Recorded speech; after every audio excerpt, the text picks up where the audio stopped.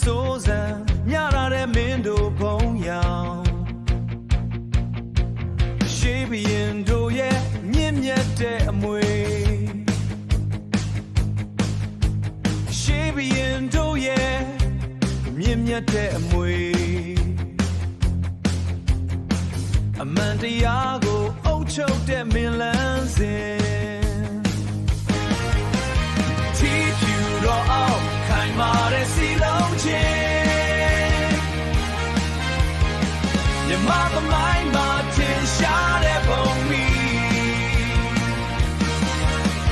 မျိုးချစ်စိတ်တဲ့ထက်သန်တဲ့ပန်းတိုင်း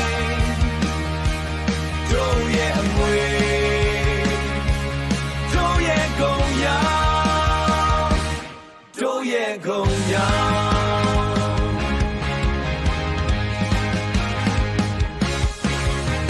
ဥကံကြီးကစင်သက်လာတဲ့သွေးရွှေမြေမွေကိုစောင်းရှောက်တဲ့မျိုးဆက်ရွှေမြေမွေကိုစောင်းရှောက်တဲ့မျိုးဆက်ဖြောင်းမှချင်းနဲ့တရားကိုစိုးစံထီးဖြူရိပ်အောင်ငြိမ်းချမ်းတဲ့မြေထီးဖြူတော့အောင်ခိုင်မာတဲ့စီလုံးချင်းမြမသမိုင်းမှာထင်ရှားတဲ့ဘုံမီမျိုးချစ်စိတ်တဲ့ထက်သန်တဲ့ပန်းတိုင်း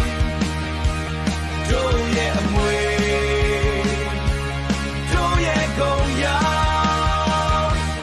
တို့ရဲ့ဂုဏ်ရောင်